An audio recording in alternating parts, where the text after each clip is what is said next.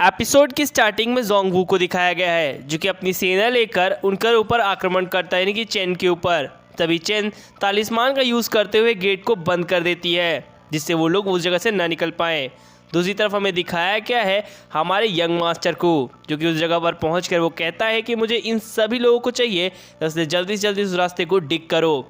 दूसरी तरफ chain master को दिखाया गया है जो कि अपने शिष्यों के साथ चल रही होती है और उनमें से एक शिष्य आता है और वो बोलता है कि आपने काफ़ी अच्छा काम किया मैम, जिससे हम लोग की जान बच गई। जोंग-वू अपने मास्टर के पास जाता है और वो उसे ये इन्फॉर्मेशन देता है कि इस जगह पर कोई भी बंदर नहीं बचा है, सब लोग भाग चुके हैं। यहाँ पर यंग मास्टर कहता है कि तुमने शायद मेरी बात ध्यान से नहीं सुनी, जल्द से जल्द जाओ और उसे खोद कर सभी लोग को बाहर निकालो।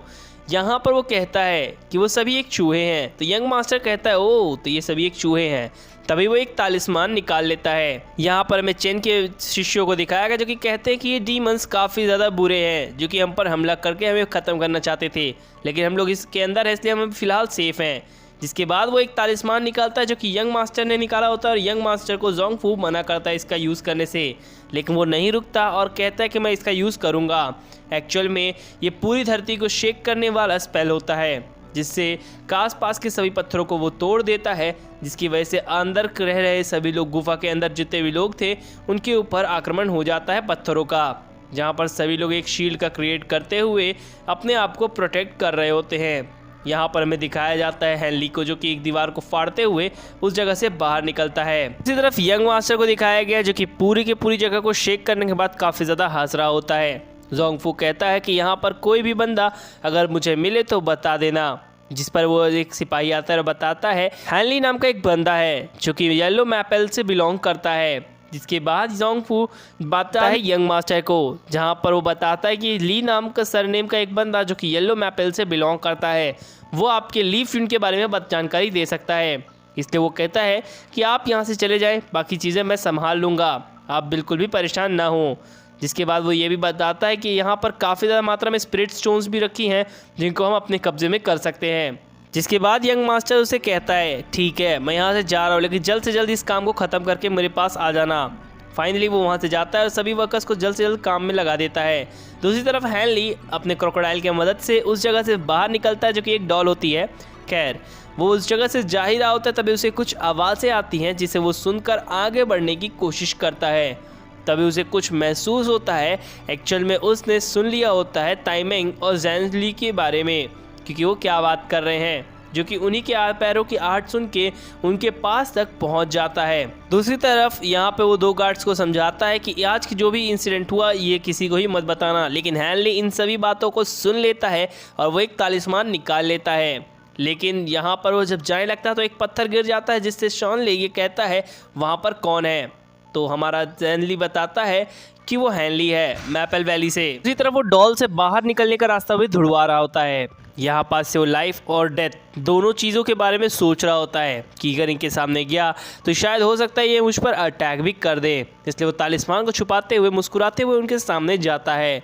यहाँ पर वो सभी लोग उनको देखकर काफ़ी ज़्यादा खुश होते हैं और यहाँ पर मैं बता दूँ कि जितने लोग भी खड़े हैं ये सभी के सभी एक्टिंग कर रहे हैं। अभी कुछ समय बाद ये एक दूसरे को मारने की भी कोशिश करेंगे, जहाँ पे हेनली इन सभी लोग को ट्रिक करके उस जगह से निकलना चाहता था, लेकिन यहाँ पर वो बात करने चालू करते हैं और बोलते हैं तुम्हें देखकर काफ़ी ज़्यादा खुशी हुई, और यहाँ पर वो बताता है कि मैं तुम दोनों को ही ढूंढ रहा था जिससे मैं ये पता कर सकूँ कि आप लोग सेफ़ हो या नहीं।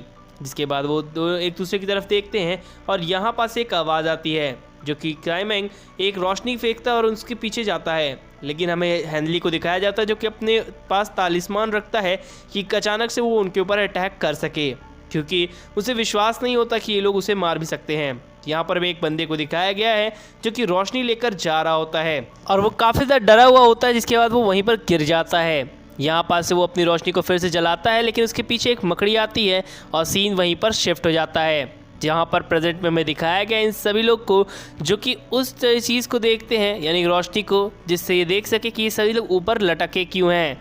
यहाँ पर हमें एक आदमी को जाते हुए दिखाया जाता है जहाँ पर वो ये सारी चीजें देखता है और जब वो अपने उजाले को ऊपर की तरफ करता है तो वहाँ पर एक आदमी की लाश उसे दिखती है, जिससे वो काफी ज्यादा घबरा जाता है। तभी उसे एक स्पाइडर वेब खींच लेता है अपनी तरफ और यहाँ पर टाइमिंग काफी ज्यादा परेशान होता है। इसलिए एक बार फिर से वो ऊपर की तरफ रोशनी भेजता है और वहाँ पर काफी ज्यादा मात्रा में लोगों को दिखाया गया है, जिसके बाद वो मकड़ी इनके ऊपर अटैक करती है और ये डीमन स्पाइडर है जो कि काफ़ी ज़्यादा खतरनाक है, जो कि अपने कई सारे फॉर्म्स में जा सकती है।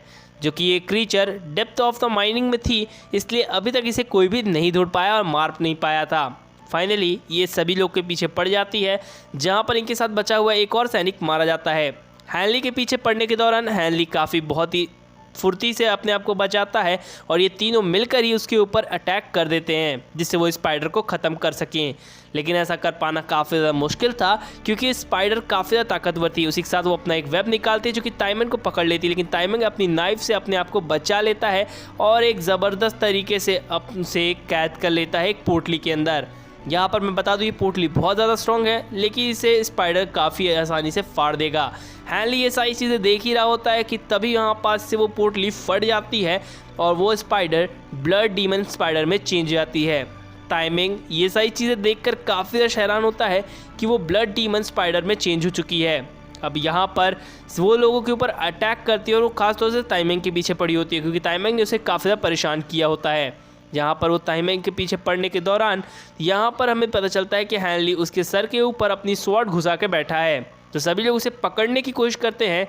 तो यहाँ पर ये दोनों एक दूसरे की तरफ देखते हुए सोचते हैं कि हैनली मर जाएगा, इसलिए वो जल्द से जल्द उस बेल वाली पावर का यूज़ करता है। शॉनले उस हेल बेल का यूज़ करता है, लेकिन हैनली बच जाता है और वो स्पाइडर उसके अंदर कैद हो जाता है। दूसरी तरफ हमें दिखाया गया इन तीनों लोग को जो कि यहाँ पर खड़े होते हैं कि तभी यहाँ पर दिखाया गया है हमारे फाइनल अटैक, यानी कि टाइमिंग फाइनल अटैक कर रहा होता है उस मॉन्स्टर के ऊपर, लेकिन वो अपने अटैक को रिफ्लेक्ट करके भेज देता है हैनली और शॉनले की तरफ, क्योंकि ये इसका प्लान होता है कि इन दोनों को मार के स्पिरिचुअल फाउंडेशन स्टोन को ले जाएगा। लेकिन यहाँ पर हमें दिखाया गया शॉनले ने उस जगह को खोल दिया होता है, जिसकी वजह से स्पाइडर बाहर निकल के टाइमिंग को भी मार देता है। अब यहाँ पे टाइमिंग मरते मरते उस सभी पत्थरों को गिरा देता है इनके ऊपर, लेकिन बच जाते हैं ये दोनों। जहाँ पर हैनली को बाहर निकलने के लिए शॉनले बताता है कि ये काफ़ी लंबी कहानी है। जब वो यहाँ पर आया था, इसके पहले भी वो इस स्टोन को पाने की कोशिश करता था, लेकिन हर बार ये मकड़ी उसे काफ़ी ज़्यादा चोट देती थी। मेरे हाथ पर ये जो स्कार है वो इसी मकड़ी के द्वारा है। तो स्टोरी में जो हमने पहले बंदे को देखा था वो कोई और नहीं, शॉनले ही था, जहाँ पर उस मकड़ी ने उसके हाथ पर ये चोट भेजा था। जिसके बाद ये इन दोनों के बीच में एक ज़बरदस्त फाइट होने वाली होती है कि तभी वो कहता है कि तुम मरो इस मकड़ी के साथ, और ये कहकर वो भाग जाता है। कुछ भी समझ नहीं पाता तभी उसे अचानक से पीछे स्पाइडर आते हुए दिखती है, जिस पर वो अपनी 8 स्वॉर्ड टेक्निक का यूज़ करते हुए उससे फाइट करता है। अब यहाँ पर मैं बता दूं कि हैनली काफ़ी ज़्यादा स्ट्रॉन्ग है, ये सभी लोग को पता है, और हैनली ने काफ़ी ज़्यादा इंप्रूवमेंट भी की है सीजन 1 टू सीजन में। यहाँ पर हमें दिखाया गया शॉनले को जो कि गायब होकर हैनली के ऊपर अटैक करता है, जिससे हैनली पानी के अंदर गिर जाता है और यहाँ पर वो मकड़ी को जाल में फंसा कर उसके साथ फाइट करता है। लेकिन हैनली अब इस बार शॉनले को देख लेता है, तो यहाँ पर हैनली एक तरकीब लगाता है, वो अपने 2 क्रोकोडाइल्स को बाहर निकाल कर फाइट करने के लिए चला जाता है शॉनले के साथ, क्योंकि शॉनले उस पर छुपकर अटैक कर रहा होता है। अब शॉनले से इस दौरान फाइट करने के दौरान काफ़ी ज़्यादा बहुत बड़ी गलती हो जाती है कि वो हेल बेल का टेक्निक का यूज़ करता है हैनली के ऊपर, जिसे हैनली रोक लेता है, और वो हेल टेक्निक का जब यूज़ कर रहा होता है उसी दौरान इस मौके का फ़ायदा उठाते हुए हैनली आगे की तरफ बढ़ता है और फाइट करता है, और इस बार वो अपने क्रोकोडाइल्स को पीछे से लाता हुआ शॉनले के खड़ा कर देता है, जिससे स्पाइडर भी शॉनले के पीछे आते ही शॉनले को मार देती है। अब यहाँ पर शॉनले मर चुका था और वो कहता है कि तुम भी मारे जाओगे, टेंशन मत लो, और ये कहते हुए मर जाता है। जहाँ पर हैनली कहता है स्पाइडर ब्रदर, हमें लगता है आपस में बैठकर बातें करनी चाहिए, जहाँ पर स्पाइडर काफ़ी ज़्यादा गुस्से में होता है। और आज के लिए बस इतना ही गाइस। अगर आपको मेरी स्पेशल अच्छी लगी हो तो प्लीज़ चैनल पर जाके सब्सक्राइब कीजिए, और मेरा new channel animated and non animated type movie को एक्सप्लेन करता हूँ, तो वहाँ पर भी जाके आप लोग सब्सक्राइब कर लीजिए, link in description. Thank you.